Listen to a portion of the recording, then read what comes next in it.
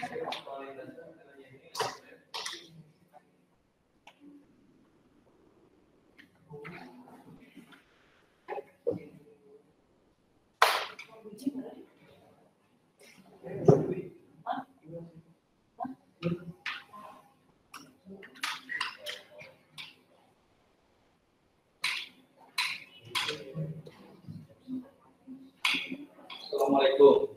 Waalaikumsalam warahmatullahi wabarakatuh.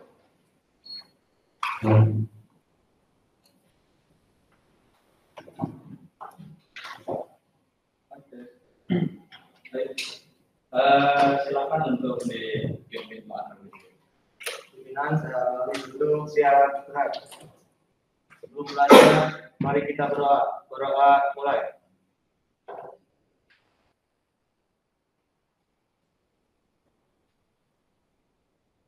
Berdoa selesai.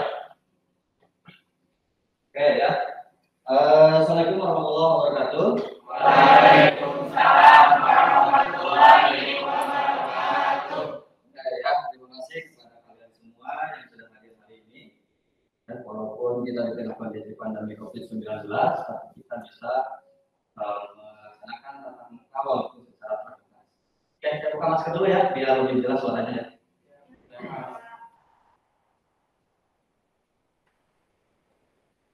Baik. Ini adalah pembelajaran kita yang kedua setelah minggu lalu kita perkenalan melalui Google Meet, ya kan? Nah, tapi saya kan belum terlalu kenal dengan kalian, ya. Apakah orang-orang yang di Google Meet itu masih sama dengan yang seperti ini? Apakah berbeda, gitu ya? Nah, karena kan kalian masih kelas 10, saya masih belum terlalu mengenal kalian lebih jauh. Saya hanya bisa mengenal kalian melalui Meet itu. Wajar-wajarnya juga kan ada yang pakai masker, ada yang tidak, sekalipun sekarang pakai masker, tapi setidaknya lah mungkin saya bisa mengenali atau menyamakan dari yang di Google Meet dengan yang sekarang.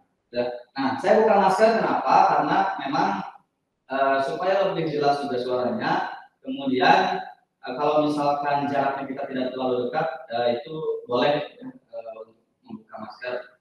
Nah, yang terpenting jaga jarak itu yang ditonjolkan. Ya. Baik, saya absen dulu deh yang hari-hari ini. Anggara, kemudian Dindin, Hari, Nanda, oh Nanda, dulu kan kalian pakai kacamata waktu di Google Meet. Kemudian Lela, Cindy, Angga, kemudian Anton. Terus Geta, kemudian Lutfi, Eliasep, Revi, Salman, Sandi Fauja, Sandi Hairul, dan terakhir Tita. Oke, hadir semua ya. Alhamdulillah kelas ini kompak ya untuk hari ini kita hadir semua. Nah, saya mengingatkan kembali bahwa kita saat ini masih kondisi pandemi COVID-19. Ya, tentu protokol kesehatan harus kita jaga. Kita harus tetap menerapkan 5M, ya, menjaga jarak, memakai masker, mencuci tangan, kemudian mengurangi mobilitas, ya, kemudian menghindari kerumunan dan lain sebagainya itu harus tetap kita jaga. Walaupun kita sudah melaksanakan pembelajaran tatap muka secara terbatas ini, tapi tetap ya, hal-hal seperti itu harus kita terapkan. Ya. Jangan sampai nanti COVID-nya naik lagi, kita tidak bisa lagi pembelajaran tatap muka. Ya. Nah, itu sangat merugikan sekali. Oke, baik. Di pembelajaran kita hari ini yaitu mengenai pemrograman dasar. Ya. Materinya adalah tentang algoritma dan flowchart. Ya. Nah, saya tampilkan dulu ini untuk slide-nya. Kita coba tampilkan. Bentar ya, kita konekkan dulu ke udah muncul ya? Oke. Nah, di materi pemrograman dasar, materi yang pertama adalah algoritma dan flowchart. Yang harus kita pelajari pertama ini adalah, nah ini dulu, KD-nya nih. KD-nya itu ada dua. Ada kode pengetahuan dan keterangan keterampilan di mana ini yang harus kalian kuasai untuk bisa untuk bisa mempelajari pemrograman dasar ini. Yang pertama adalah menerapkan alur logika pemrograman komputer. Kemudian yang keterampilannya kalian harus bisa membuat alur logika pemrograman komputer. Atau simpelnya gini deh, kalian itu harus bisa membuat atau menyusun algoritma, ya, atau harus bisa berpikir seperti komputer, atau bisa juga membuat flowchart. Nah, nanti muncullah di sini nih di tujuan pembelajaran kita. Di tujuan pembelajaran kita ini sudah jelas bahwa output dari pertemuan kita hari ini adalah kalian bisa membuat algoritma, kalian bisa membuat flowchart. Walaupun ini hal baru buat kalian mungkin, apa sih algoritma? Seperti itu kan? Nah, nanti kita akan kupas tuntas mengenai ini semua. Nah, kemudian di pembelajaran kita kali ini juga, ya, kalian nanti akan ada LKPD atau bentuk pengerjaan terhadap kalian.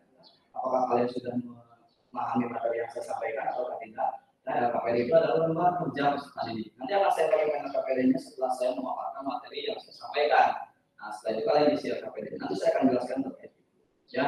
Nah, kemudian yang berikutnya adalah kenapa sih mata pelajaran ini wajib?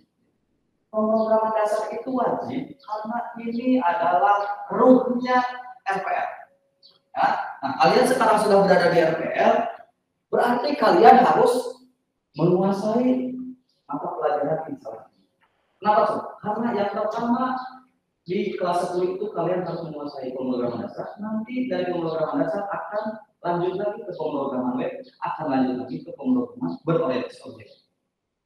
Jika diibaratkan sebuah bangunan, pemrograman dasar itu adalah fondasinya. Oh kan, fondasi kan? Fondasi rumah tuh. Jika fondasinya bagus, fondasinya kuat, mau rumah berapa tingkat pun, mau dipoles segimanapun, dia akan kokoh. Asalkan fondasinya kuat. Bayangkan jika fondasinya lemah, fondasinya kurang bagus. Sulit kan? Ketika mau bikin rumah 2 tingkat, fondasinya jelek, rubuh tuh baru setahun juga. Belum bahkan belum setahun, rubuh tuh rumah. Nah, tapi kalau fondasinya kuat, kita kembali. Nah, itu juga sama. Pemrograman dasar itu adalah fondasi dari pada kita akan mempelajari pemrograman yang lain. Bisa ini, bisa pemrograman. Bisa ini, bisa pemrograman. Bahasa pemrograman pun akan bisa. Itu pentingnya belajar. Nah, rata-rata kalian sebelum kita belajar, sebelum kita ke algoritma, kita jalan-jalan dulu deh. Sebenarnya kita lebih biar lebih clear, lebih mengetahui mengenai bagaimana itu si algoritma. Contohnya, kalian ke sini rata-rata bawa motor. Oke. Sebelum kalian ke sini, mandi dulu nggak di rumah? Mandi. Ada nggak yang nggak mandi? Ada. Aku mandi ya. Sekalipun kita dingin, kita daerah dingin pagi, tapi siangnya pasti panas banget tuh. Ya, mandi dulu lah. Ya, mandi dulu gitu. Datang ke sini. Nah, gimana ini? Saya tanya deh. Kemarin saya lihat dulu absennya nih. Hari kemana hari? Oke, hari. Mandi nggak? Mandi, Pak. Mandi. Kalau mandi saya tanya nih. Gimana urutan atau langkah-langkah kalau mandi? Izin menjawab, Pak. Oke, gimana? Urutan mandi saya itu yang pertama menyiapkan alat mandi terlebih dahulu. Ya, boleh. Masuk ke kamar mandi. Bersih anggota tubuh. Terus bersihkan anggota badan. Terus bilas. Lalu yang terakhir keringkan menggunakan handuk, Pak. Yakin seperti itu? Nggak ada yang lewat? Oh iya, Pak, saya lupa. Harusnya sebelum dibasahi buka baju dulu. Buka baju dulu lah. Buka baju dulu. Jangan tiba-tiba masuk. Masuk. Buyut. Nggak seperti itu. Kita akan mandi, ya, bukan renang. Jadi urutannya memang tadi udah agak benar, tapi ada yang kelewat, yaitu buka baju. Nah, misalkan algoritma urutan langkah-langkah hari itu seperti ini. Masuk ke kamar mandi, jalan, bajunya, kan? Kemudian baju dulu, kalau saya bahasa baju ya, bahasa Sundanya mah baju lah ya, gitu ya. Kemudian setelah itu penggunaan, ya kan? Setelah itu dibilas lagi, setelah itu dikeringkan. Nah, urutan-urutan itu yang dilakukan oleh hakim, tapi bisa jadi berbeda dengan urutan-urutan yang dilakukan oleh penyidik. Bisa jadi berbeda dengan urutan yang dilakukan oleh Yosef. Bisa jadi berbeda. Tapi pada intinya kalian itu akan merasakan mandi. Ya. Ek mandi kene gitu kan bahasanya kan. Ek mandi wae. Tapi urutan akan berbeda. Mungkin orang-orang bisa jadi apa gunting kuku dulu, ya kan? Bisa jadi apa sih cuci muka. Itulah perempuan yang kita biasa agak ribet tuh perempuan kalau sedang mau mandi. Seperti itu bisa biasanya.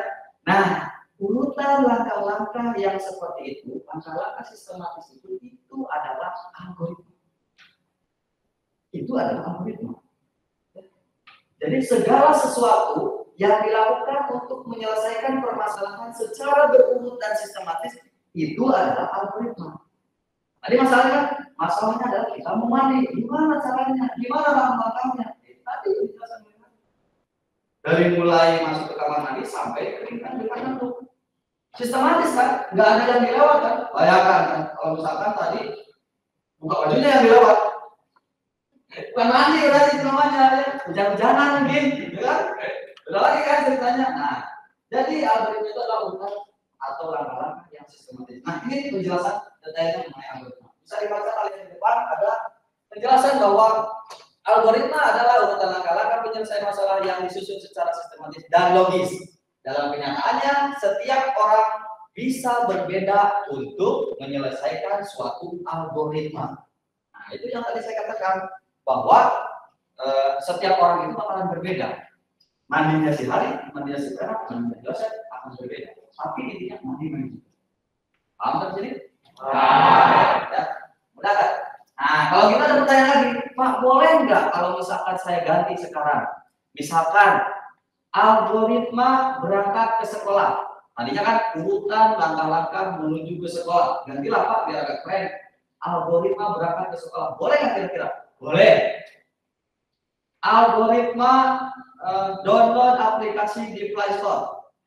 Tadinya kan urutan atau langkah-langkah mendownload aplikasi di Play Store. Biar agak keren aja. Kan sekarang udah belajar algoritma. Gantilah dengan algoritma. Boleh nggak? Boleh. Setiap urutan atau langkah-langkah yang sistematis itu boleh kalian ganti dengan namanya algoritma. Nambah kan pengetahuannya satu, baru pindah ke SMK, nambah kan satu pengetahuan. Itu algoritma. Oke, kita lanjutkan. Yang berikutnya, apa bedanya algoritma dengan program? Jika algoritma tadi adalah urutan langkah-langkah yang sistematis, maka program itu adalah kumpulan pernyataan komputer, di mana kumpulan pernyataan komputer itu dibuatnya berdasarkan algoritma. Sehingga jadilah sebuah program yang tadinya itu adalah algoritma atau urutan langkah-langkah digabungkan dengan bahasa pemrograman, jadilah sebuah program. Jadi program itu gabungan antara algoritma dengan bahasa pemrograman. Itu bedanya ya. Kalau misalkan bedanya algoritma dengan program apa? Program itu pernyataannya, hasilnya setelah dari algoritma barulah nanti berupa program hasilnya. Itu juga kalau sudah digabungkan dengan bahasa pemrograman. Nah, nanti kita akan bahas di pertemuan-pertemuan selanjutnya mengenai bahasa pemrograman. Nah, ini ciri-ciri algoritma. Yang pertama, algoritma itu selalu berhenti setelah mengerjakan sejumlah langkah terbatas. Ya. Yang keduanya, algoritma memiliki 0 atau lebih masukan. Kemudian yang berikutnya, algoritma memiliki 1 atau lebih keluaran. Yang selanjutnya, algoritma harus efektif. Setiap langkah harus sederhana. Ya, sehingga dapat dikerjakan dalam waktu yang relatif cepat. Nah, itu. Kemudian penyajian algoritma juga ada beberapa penyajian. Ada 3 penyajian yang biasa dilakukan. Yang pertama, algoritma dengan bahasa natural. Bahasa natural itu adalah bahasa kita, bahasa manusia kita, seperti halnya bahasa Indonesia, bahasa Inggris, bahasa Sunda, bahasa Spanyol. Nah, itu silakan. Tergantung daerahnya, tergantung wilayahnya, mau bikin algoritma pakai bahasa sendiri silakan. Bahasa natural namanya. Kemudian yang keduanya ada flowchart. Kita akan bahas nanti lebih detail. Tapi gambaran umumnya gini mengenai flowchart. Flowchart itu adalah bagan alir, sama seperti algoritma menyelesaikan masalah juga. Cuman hanya beda bentuk. Nanti kita jelaskan. Dan yang ketiga ada pseudocode. Pseudocode itu adalah mirip-mirip seperti kode program. Ya. Mirip seperti kode program. Langkah-langkahnya seperti kode program, tapi bukan kode program, hanya mirip saja. Itu pseudocode. Kemudian saya punya satu contoh. Kalian bisa lihat nih. Ada 2 gelas. Ya, 2 gelas nih. Ada 2 gelas. Kalian harus bisa membayangin dulu. Ada 2 gelas. Gelas yang pertama berisi air berwarna apa? Oh, buta warna nih kalian. Hah? Coba lihat. Gelas A itu berisi air berwarna apa? Merah. Gelas B berwarna biru. Oke. Di sana disebutkan bahwa ada 2 gelas yang berisi air. Yang A warnanya adalah merah, yang B adalah warnanya biru.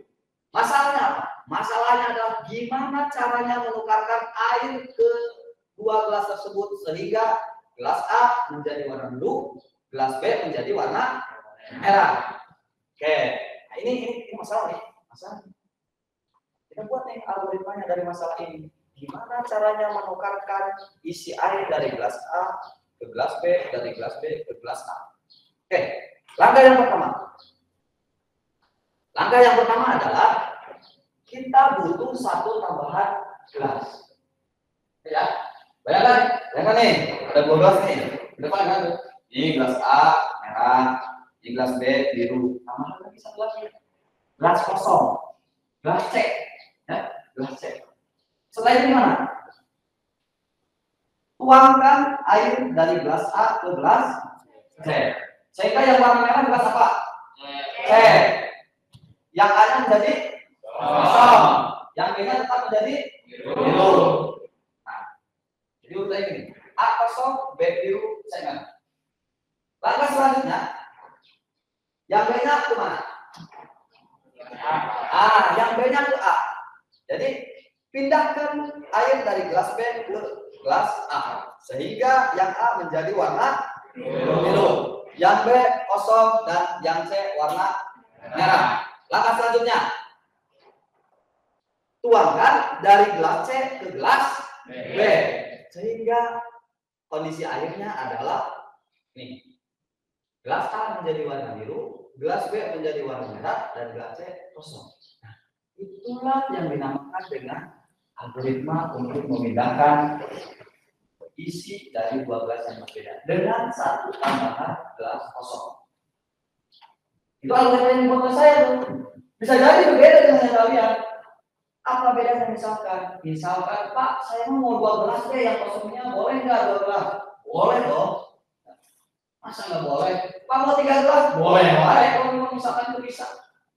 4 gelas, Pak, silahkan. Tapi kita harus ingat bahwa membuat algoritma itu harus efektif, cepat, efisien. Kalau misalkan saya tambahkan 1 gelas di sini, itu sudah yang paling efektif. Pak, saya ada 2 gelas pengen, kita coba buktikan efektif atau tidaknya. Misalkan ditambahkan 1 gelas lagi. Dari gelas A ke gelas C, dari gelas B ke gelas D. Dari gelas C ke gelas B, ke gelas A lagi. Kemudian dari gelas D ke gelas B. Gitu ya? Gitu ya? Gitu ya? Jadi pusing ya? Nah, jadi putar-putar dong. Sebenarnya bisa saja terjadi itu pindah loh. Di gelas itu, apa sih isi air itu? Bisa saja yang dari gelas B ke gelas C itu kita bisa dengan bantuan 2 gelas. Hanya ada 1 langkah kelebihan. Ada 1 langkah kelebihan yang harusnya tadinya dari gelas A ke gelas C, dari gelas B ke gelas A langsung ini malah ke gelas D dulu. Kan ada langkah yang 1 kelebihan. Gak penting sebenarnya. Nah, makanya tugas kita ketika membuat algoritma itu carilah yang efektif dan efisien. Sehingga tidak ada langkah-langkah yang tidak terlalu penting, tetapi kita masukkan ke dalam algoritma. Oke, paham kan? Ya, biasa ini kalau paham. Yang selanjutnya, ini adalah kelebihan algoritma.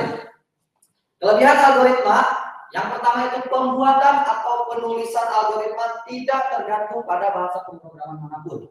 Jadi mau bahasa pemrograman apapun silakan bebas algoritmanya mah ya. Kemudian yang kedua, notasi algoritma dapat diterjemahkan ke dalam berbagai bahasa pemrograman. Harus Artinya ketika kalian bikin algoritma itu harus dipahami, harus bisa diterjemahkan ke dalam bahasa pemrograman. Dan yang ketiga adalah apapun bahasa pemrogramannya, output yang akan dikeluarkan sama, karena algoritmanya sama. Tadi dia kan mandi, nyasa lain mungkin kan, udah mandi, udah beres kasih mandi kan. Seperti itulah. Nah ini kelebihan algoritma. Yang berikutnya ada flowchart. Kalau misalkan kalian tadi sudah paham mengenai algoritma, kita masukkan lagi nih yang berikutnya apa? Flowchart. Flowchart itu adalah gambaran dalam bentuk bagan alir yang sebenarnya itu menyelesaikan permasalahan. Nah, ini bentuknya yang berbeda. Nah, ini ada contoh nih. Nah, oke. Banyak sekali model flowchart yang ada ya, banyak sekali. Dan sekali bisa sampai puluhan simbol. Tapi saya ambil yang kita pelajari hari ini saja dulu. Sedikit saja dulu, sedikit. Supaya tidak terlalu pusing dengan bentuk yang agak mirip-mirip. Nah, saya dari sini ada berapa nih kira-kira? Ada 9 kalau nggak salah, 9. Yang pertama itu ada terminator. Terminator itu permulaan atau akhir. Jadi setiap flowchart yang dibuat itu harus ada terminatornya, harus ada awalnya, harus ada akhirnya. Gitu ya? Setiap awal pasti ada akhir. Nah gitu. Di kehidupan kita juga sama kan? Setiap kalian memulai pasti harus ada yang mengakhiri. Kan itu kehidupan. Sama dengan hubungan kita kan? Hubungan percintaan. Diawali, kita diakhiri putus ya. Ya entahlah, itu mah kalian gitu. Ya, mudah-mudahan jangan belum hubungan maksudnya ya jangan berpacaran, belajar yang fokus. Oke, lanjut lagi ke sini. Baik, yang kedua ada garis alir atau flow line. Ya, nah ini adalah arah alir program. Jadi nanti setiap simbol yang kalian bikin disambungkan dengan flow line. Kemudian yang ketiga ada preparation atau inisialisasi awal dulu. Kemudian yang selanjutnya ada proses. Proses bentuknya seperti persegi panjang. Ya. Yang selanjutnya ada input atau output, bentuknya seperti jajar genjang. Kemudian ada apa lagi? Predefine program. Kemudian ada decision yang kayak diamond. Decision itu pilihan. Nah, nanti kita akan kupas tuh mengenai semua flowchart ini. Kemudian ada on-page connector dan off-page connector. Kalau on-page connector jika kita bikin flowchart dalam satu halaman tapi tidak cukup, misalkan dalam satu halaman segini, kalian bikin flowchart dari atas ke bawah, nggak cukup nih. Nah, maka cara menyambungkannya adalah on-page connector. Pikir lagi ke sini. Sebenarnya yang ini dengan yang ini sama, disambungkan dengan on-page connector yang bulat. Kemudian ada off-page connector. Kalian bikin satu halaman full, ternyata mau pindah ke halaman lain, maka menyambungkannya adalah dengan off-page connector. Beda gitu. Jadi kalau misalkan nggak cukup tuh halaman untuk bikin flowchart, pada namanya ada dua. Kalau satu halaman yang sama pakai on-page connector, kalau misalkan beda halaman pakai off-page connector. Bentuknya on-page connector adalah bulat, ya, lingkaran. Kalau off-page connector kayak apa ya? Kayak tameng, ya, kayak tameng. Oke, ya sampai sini dulu ya. Oke, lanjut dulu. Oke, ya. Apa? Ada di sini yang nggak pernah makan telur dadar? Ya. Telur dadar itu adalah makanan terakhir kalau misalkan kita sudah tidak punya makanan lagi. Nah, itu telur dadar tuh. Ya. Datang ke rumah, pulang sekolah, buka nasi, tidak ada apa-apa. Nasi telur, gitu kan? Nasi telur, makan nasi dan telur selesai. Kayaknya semua orang gitu kan? Orang semua seperti itu. Telur dadar. Nah, makanya saya juga kasih contohnya telur dadar aja. Yang kira-kira semua orang tahu, yang kalian juga tahu, bahkan terbiasa, bahkan tiap hari. Bisa jadi tadi juga makan. Nah, oke, ini masih ingatkah cara bikin telur dadar? Bukan pertanyaannya. Kira-kira di antara kalian semua ini bisa nggak bikin telur dadar? Bisa dong ya, masa nggak bisa bikin telur dadar? Bisa. Tapi ini telur dadar yang saya bikin, tapi belum tentu seperti yang kalian mau ya. Lihat dulu aja. Nah, yang pertama, bukan. nyalakan api kompor, gitu kan? Algoritma telur dadar ya. Kalau misalkan disuruh bikin algoritmanya, gimana sih bikin algoritma telur dadar? Yang pertama gitu, nyalakan api kompor. Kemudian tuangkan air, tuangkan air jadi ini ingatnya. Tuangkan minyak ke dalam wajan. Kemudian pecahkan telur ayam ke dalam mangkok, tambahkan garam secukupnya, aduk campuran telur dan garam, tuangkan adonan telur ke dalam wajan dan masak telur hingga matang. Ini versi saya, jangan komplain, jangan komplain. Ini versi saya, belum tentu sama dengan yang versinya Cindy. Pas saya mana sok di daun bawang, ya silakan di Cindy yang bikin. Nah, Pak, dan saya mah suka pakai bukan daun bawang saya pakai bawang merah, bukan daun bawang sendiri nih, daun bawang hijau. Ada yang seperti itu kan? Silakan saja itu mah. Beda-beda versi kok. Tapi pada ujungnya apa? Bikin telur dadar juga. Hanya beda pengolahan. Pada ujungnya adalah telur dadar juga. Itu sama. Ini paling standar. Mau digimanain juga, silahkan terserah kalian. Yang penting telur dadar aja jadinya. Nah, algoritmanya seperti ini nih. Dari mulai nyalakan api kompor sampai dengan telur itu menjadi apa? Oke ya.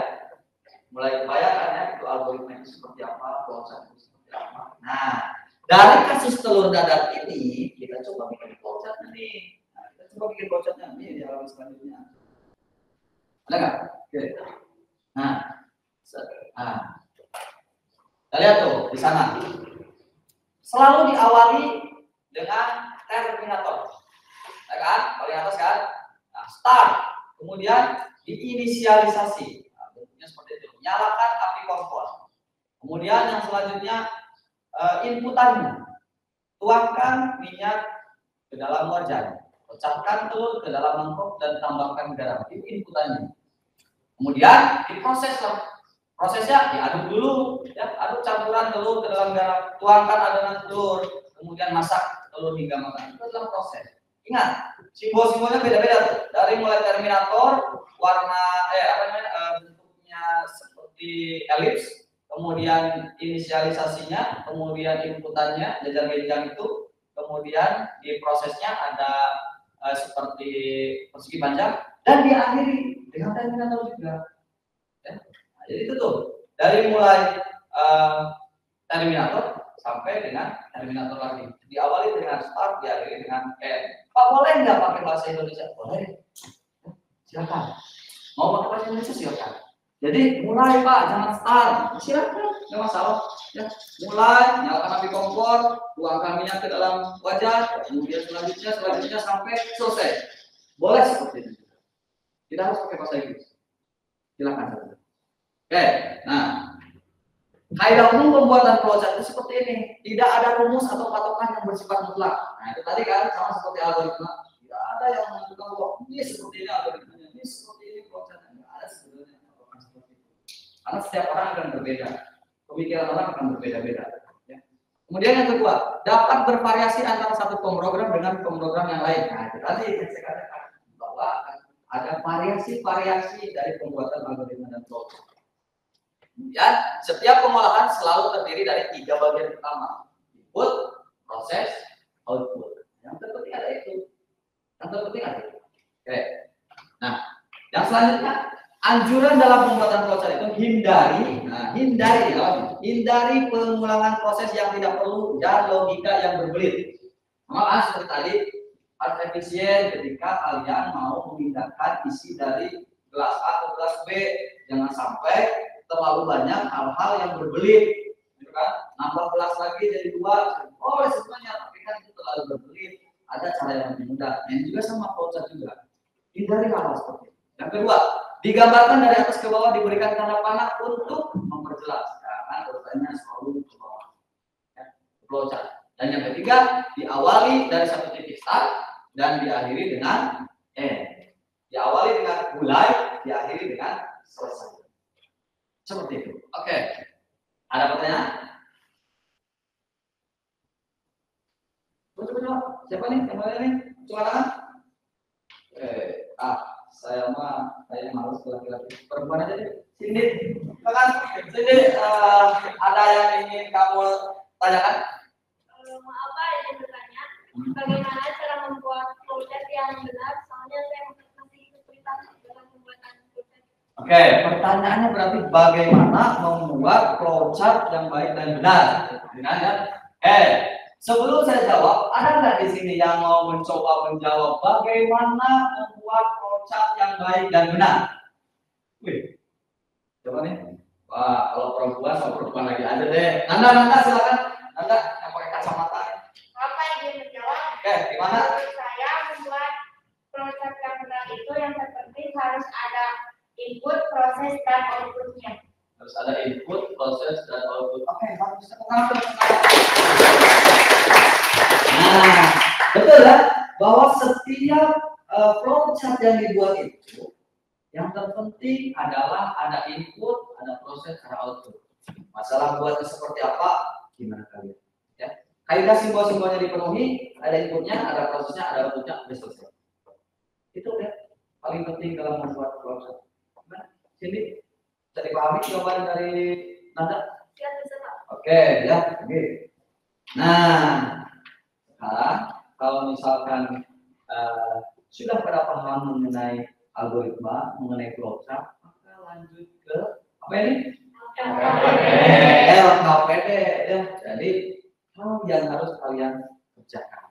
Nanti saya kasihkan jawabannya kunci. Jawabannya juga apa? Lembar jawaban. Nah, maksudnya saya kasihkan lembar jawabannya yang harus kalian isi. Nanti saya soalnya tampilkan di depan. Saya akan tampilkan di depan untuk soalnya. Kalian hanya tinggal mengisi jawabannya saja di lembar jawaban yang sudah saya berikan. Oke ya? Oke. Baik. Bentar. Itu siapa sih namanya tuh? Kita silakan dibagikan dulu LKPD-nya. Pak, lembar jawabannya. Masih satu.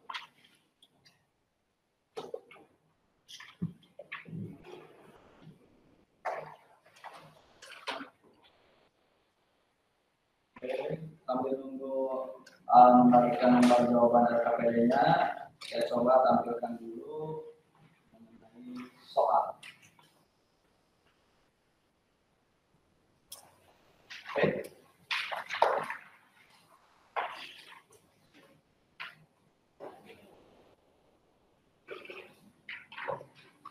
Sudah? Oke, ya. Baik. Semuanya udah pada kebagian ini lembar jawabannya? Sudah? Kalau sudah, ini adalah soalnya nih. Nah, ini. Saya coba ke atasin dulu. Oke. Nah, yang harus kalian lakukan adalah tulis nama kalian, kelasnya, kemudian mata pelajarannya. Berarti kalau misalkan diambil contoh, misalkan namanya Dindin, kelasnya 10 RPL 1, mata pelajarannya adalah pemrograman dasar.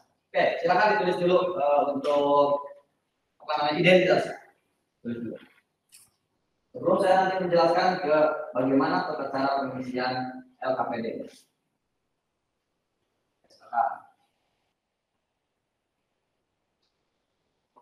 Nah, nama kelas mata pelajaran.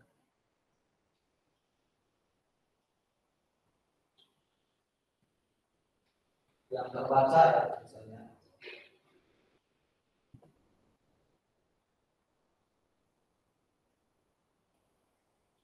Oke, dah.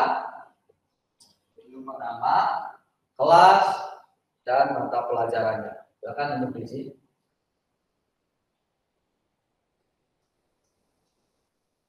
Oke, kita Vera.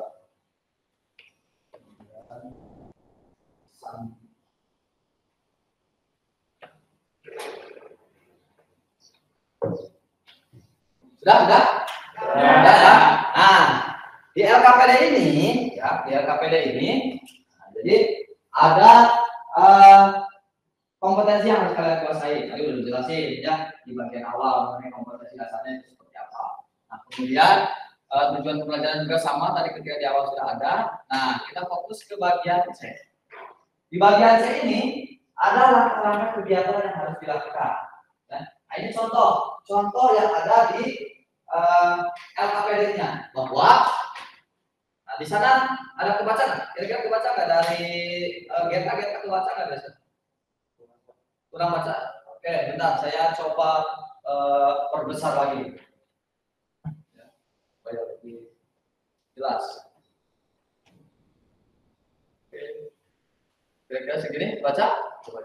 Baca. Oke, kalau misalnya baca silakan dibaca soalnya. Apa itu? Asdon Daru Kamal merupakan 3 sekawan yang sudah lama terpisah karena jarak yang memisahkan mereka sehubungan dengan tempat kerja yang berbeda-beda. Suatu hari Asdon rindu kepada teman-temannya, sedangkan di tempat kerja Asdon tidak ada jaringan internet. Media komunikasi yang bisa dilakukan hanya surat-menyurat saja melalui kantor pos. Asdon kesulitan menentukan langkah-langkah yang benar dalam pengiriman surat. Bisakah Anda membantu Asdon untuk membuatkan algoritma dan flowchartnya? Oke, stop dulu. Nah, jadi permasalahan gini. Ada 3 serangkai, tiga sekawan, Asdon, Daru, Kamal. Mereka terpisahkan gara-gara jarak. Mereka ingin berkomunikasi, ingin ceritanya, ingin berkomunikasi. Tapi nggak ada jaringan internet sana. Nggak ada untuk komunikasi dengan teman yang lain yang ada. Nah, berarti kan ketika untuk mengungkapkan rindunya Asdon tersebut adalah harus mengirimkan surat. Nah, tugas kalian adalah bikin algoritma untuk mengirim surat itu. Itu katanya, ya. Nah, tapi ini contoh bukan yang kalian kerjakan. Nah, ya, ini baru contoh, ya. Tugasnya adalah bagaimana bisakah Anda membantu Asdon untuk membuatkan algoritma dan flowchartnya. Oke, lanjut ke bawahnya. Nah, bagian bawah. Terus kira-kiranya bikin algoritma seperti apa? Coba dibaca lagi kita. Berdasarkan permasalahan yang dialami oleh Asdon, langkah-langkah pembuatan algoritma mengirim surat adalah sebagai berikut. Yang pertama itu ketik atau tulis surat, terus siapkan sampul surat atau amplop, terus masukkan surat ke dalam amplop yang tersedia, lalu lem amplop surat dengan baik, terus tuliskan alamat pengiriman surat jika tidak ingat. Lebih dahulu ambil buku alamat dan cari alamat yang dituju, lalu tulis alamat amplop surat. Setelah itu beli dan tempelkan perangko pada amplop. Terus yang terakhir pergi ke kantor pos dan bawa surat untuk disertakan pada pegawai pos. Oke, nah ini salah satu langkah yang harus dilakukan ketika kalian ingin membantu Asdon.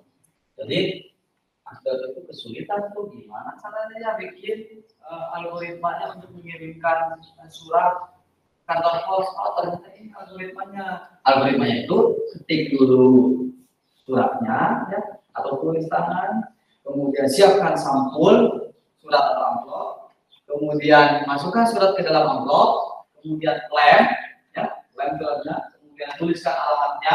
Jika alamatnya tidak tahu, saya buku alamat. Jika sudah tahu, berarti tinggal ditulis alamatnya, kemudian beli dan tempelkan perangkonya, kemudian barulah serahkan ke kantor. Nah, itu salah satu contoh untuk mengirim surat. Ya, algoritma untuk mengirim surat. Oke. Nah, di bagian bawahnya, nah ini algoritmanya. Kira-kira apa ini flowchartnya maksudnya? Ini flowchartnya kira-kira seperti ini. Ya. Nah, oke, sama lah ya seperti halnya ketika kalian tadi mengimplementasikan di telur dadar. Yang harus kalian kerjakan adalah yang bagian ini. Tapi sebentar. Belum dari saya kerjakan ini, saya ingin tanya dulu untuk memastikan kepada paham atau belumnya. Kira-kira nih, di antara kalian semua ini, ada nggak yang bisa mencontohkan bagaimana membuat algoritma, ya, untuk kasusnya adalah kasus matematik?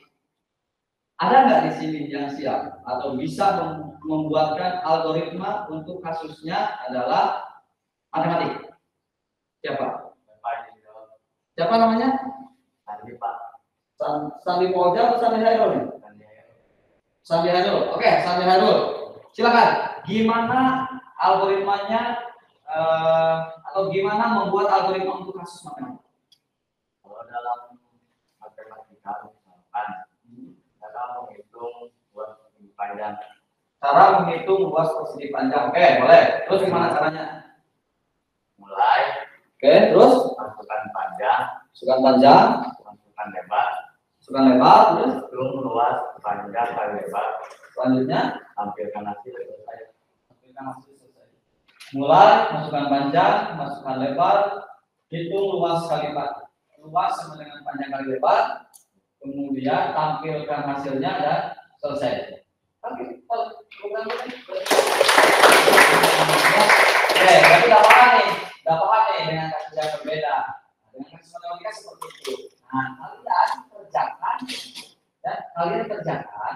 Sekarang kalian kerjakan. Waktunya 10 menit. Waktunya 10 menit saja deh. Kayaknya udah pada jalur-jalur. Kita lihat nanti. Waktu 10 menit mengenai kasus yang ada di depan. Nah, di sini ada soalnya nih. Saya coba perkecil dulu tampilannya supaya mudah dibaca. Oke. Ya. Nah, ini soalnya dulu deh. Ya. Waktunya 10 menit. Silakan kalian buat algoritmanya, kemudian buat flowchartnya dari kasus yang ada di proyek ini. Silakan dikerjakan.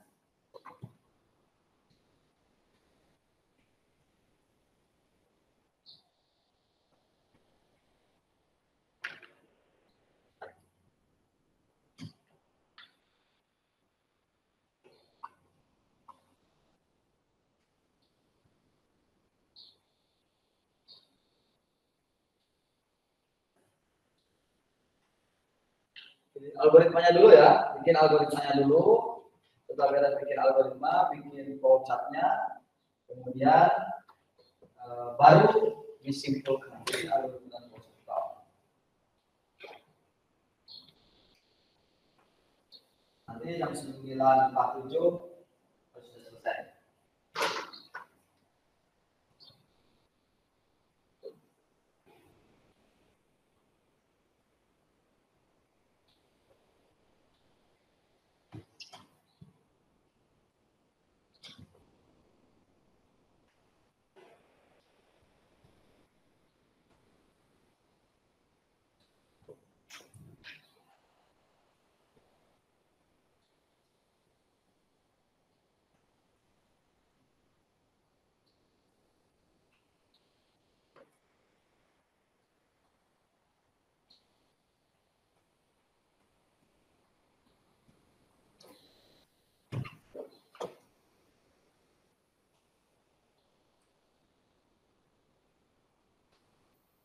Silakan yang bebas pakai kata-kata sendiri juga silakan.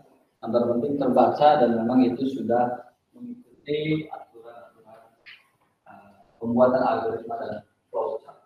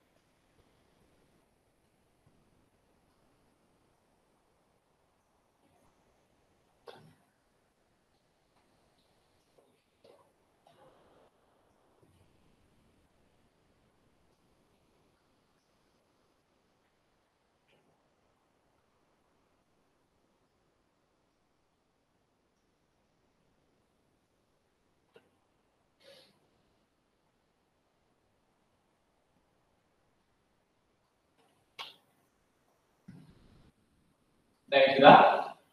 Belum? Oke, silakan masih ada waktu. Ya.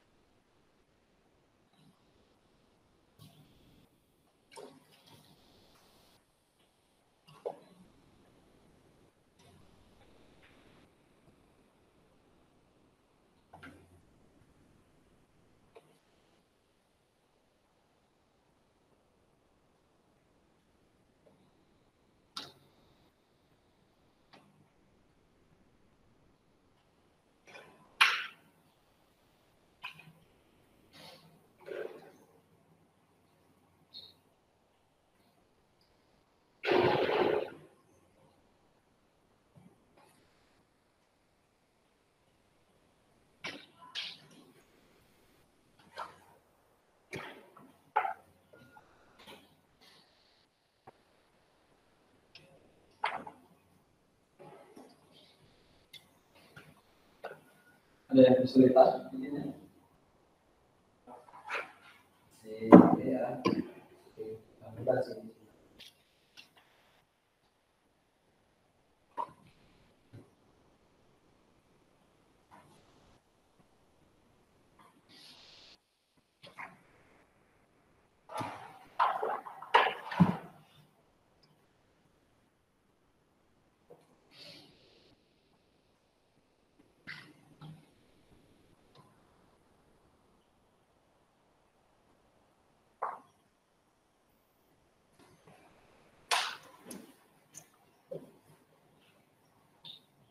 Oke, waktunya tinggal 3 menit lagi.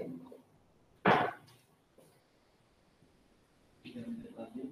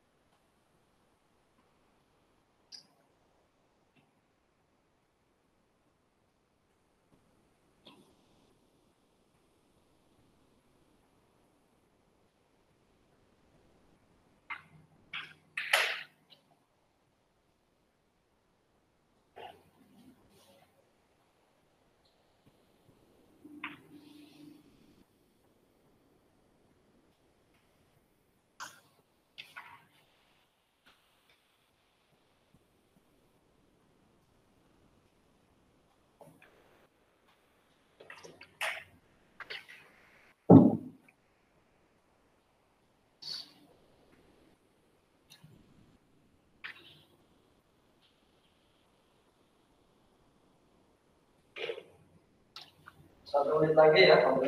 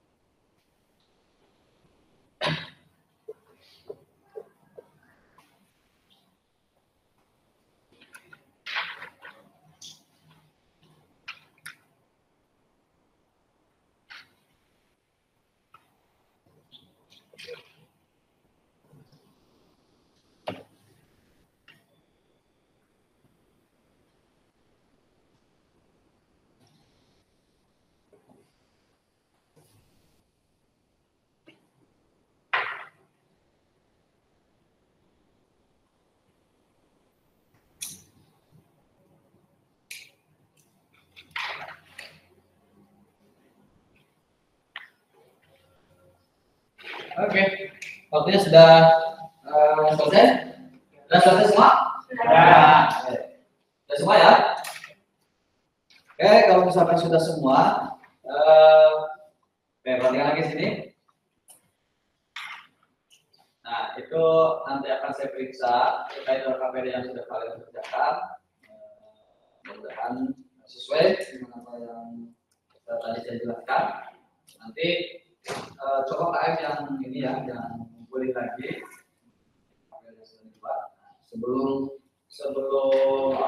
sebelum dikumpulkan. Ada nggak di antara kalian yang mau mencoba mempresentasikan dulu bahwa ini KPD yang sudah dibuat? Ada nggak? Oh, siapa namanya? Angga Wiguna, ya? Angga Wiguna. Oke, gimana? Yang pertama kita mulai dulu. Yang kedua sambungkan aliran listrik. Yang ketiga sambungkan koneksi wifi. Yang keempat sambungkan smartphone dengan internet. Yang kelima apakah mau lampu menyala atau tidak. Yang keenam jika ya pilih on, jika tidak pilih off. Yang kedelapan lampu menyala atau lampu tidak menyala. Yang terakhir selesai. Oke, bagus ya jawabannya. Tepuk tangan dulu. Tapi takutnya kalau kalian ganti ini jawabannya coba dikumpulkan. Ini anggap jawaban benar kan? Nanti kita bahas dulu. Kita dikumpulkan dulu jawabannya.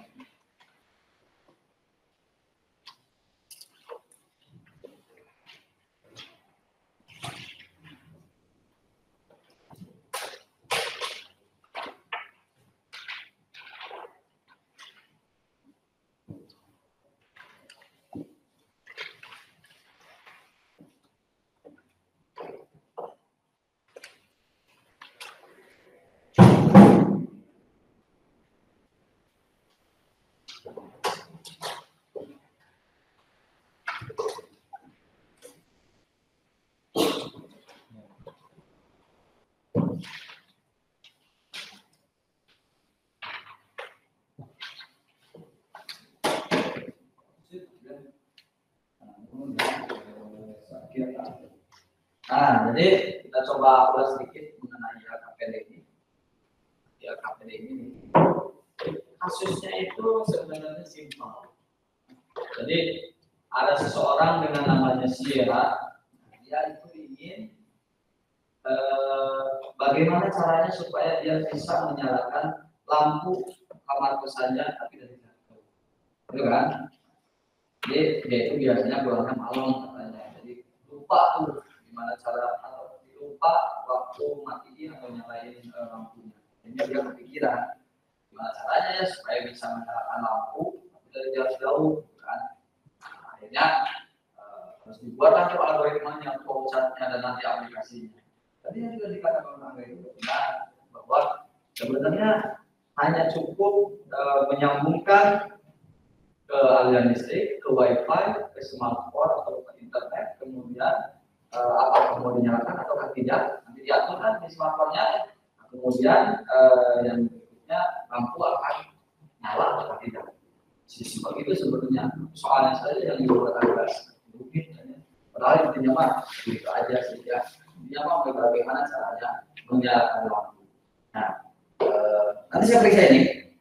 Saya periksa ini, jawaban kalian itu apakah sudah sesuai dengan apa yang tadi sudah saya jelaskan terkait algoritma dan flowchart, ya. Sebelum kita akhiri pertemuan ini, ada nggak di antara kalian juga yang bisa menyimpulkan, siapa yang bisa menyimpulkan materi di pertemuan kita hari ini? Ada nggak? Coba berapa? 3 orang. Berarti siapa? Tadi udah ya perempuan udah. Nah, sekarang lagi. Salah, kan? Gimana? Kesimpulan dari pertemuan kita hari ini. Oke. Kesimpulan dari pertemuan kali ini yaitu kita membahas algoritma dan juga flowchart. Jadi algoritma dan flowchart itu merupakan urutan atau langkah-langkah penyelesaian permasalahan suatu masalah. Bedanya hanya dari notasi yang digunakan. Jika algoritma itu Jika algoritma itu berupa teks, sedangkan flowchart itu berupa diagram alir. Tapi pada intinya sama simbol saya masalah. Oke, ya, bagus ya. Tidak ada perubahan yang terutama misalkan agak terbata-bata, tapi setidaknya dia paham sebenarnya. Dia paham sebenarnya apa yang ingin disampaikan.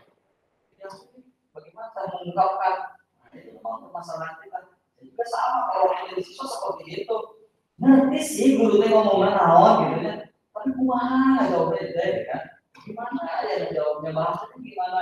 Nah itu memang yang perlu kita latih, budaya membaca dan budaya berbicara. Budaya mauan bagus bahwa kesimpulan dari kita itu adalah algoritma dan flowchart sama-sama solusi untuk menyelesaikan permasalahan yang diurutkan secara sistematis dan logis. Bedanya hanya dari notasinya saja. Jika algoritma bentuknya digunakan bahasa natural, yaitu berupa teks, ya, baik bahasa Inggris, bahasa Indonesia, dan bahasa lainnya. Tapi kalau misalkan flowchart itu lebih kepada bagan alir atau simbol-simbol dari flowchart itu ada aturan tersendiri. Saja sih intinya untuk menyelesaikan yang akan kita yang akan kita buatkan seperti itu. Oke, paham apa yang tadi sudah dijelaskan oleh saya dari awal sampai ke akhir ini? Semua kita paham? Ya. Mungkin di pertemuan kita kali ini hanya itu terkait algoritma dan flowchart. Nah, nanti ada tugasnya buat kalian untuk mengukur kembali apakah kalian sudah memahami atau tidak mengenai algoritma dan flowchart ini. Kalian nanti bisa buka di Google Classroom, ya. Di Google Classroom kita, di sana nanti ada tugas rumah mengenai algoritma dan flowchart, berupa soal-soal yang harus kalian kerjakan terkait materi ini. Nanti juga di sana ada waktunya, saya sudah setting selama 1 minggu ke depan. Kalian tinggal mengerjakan saja sesuai dengan waktu yang tertera di sana. Dan jangan lupa, jangan sampai telat. Setelah kalian mengerjakan, jangan lupa juga diklik selesai, ya, atau sudah mengerjakan, atau submit. Nah, itu beda-beda ya, tergantung dari bahasa yang digunakan atau smartphone yang digunakan oleh kalian. Kalian tinggal kerjakan dan selesaikan. Dan baik seperti itu. Oke, mungkin itu saja terkait pertemuan kita kali ini. Mudah-mudahan pertemuan ini ada manfaatnya bagi kita semua. Ya, ingat kalian ini sekarang sudah berada di jurusan RPR, sudah masuk ke jurusan RPR, artinya bahwa segala sesuatu yang sudah terjadi sampai saat ini itu sebenarnya sudah ditentukan dari semenjak kalian berada di dalam kandungan ibu kalian pada saat usia kandungan 4 bulan. Dan pada usia 4 bulan si Yosef dengan 4 bulan sudah ditentukan umur nak sabaraha, ya kan? Usianya berapa tahun, kemudian rezekinya berapa, sekolahnya di mana, harus berteman dengan siapa, ketemu dengan siapa, itu dari usia 4 bulan dalam kandungan. Sehingga kalian juga berada di RPR ini itu sudah menjadi suatu takdir kalian. Ketika kalian sudah berada di sini, tugas kalian adalah bagaimana caranya kalian mengikuti pembelajaran di RPR yang baik sehingga kalian bisa menjadi orang-orang sukses. Ya, oke, itu saja. Dan pertemuan nanti berikutnya kita akan membahas bagaimana cara menginstal aplikasi untuk membuat sebuah program. Kita kan udah bikin tadi algoritma seperti apa, proses seperti apa. Maka nanti kita akan buat atau kita install dulu aplikasinya, kemudian nanti kita buat program itu di aplikasi yang sudah kita install di media. Ya. Itu tetap jaga protokol kesehatan, jangan sampai lepas masker atau jangan sampai melupakan yang 5M itu karena COVID ini masih tetap ada. Saja sebelum diakhiri silakan untuk dipimpin doa. Duduk siap gerak. Sebelum mulai berdoa mulai.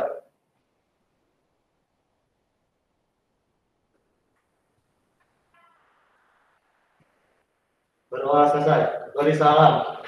Assalamualaikum warahmatullahi wabarakatuh. Silakan kalian langsung pulang ke rumah, jangan berkelana dulu. Yang hati-hati di jalannya, yang bawa kendaraan hati-hati, dan naik gunung juga hati-hati, dan ingat jangan terlalu berkerumun ya, supaya tidak tertular. Oke, sampai jumpa lagi minggu depan ya. Silakan boleh.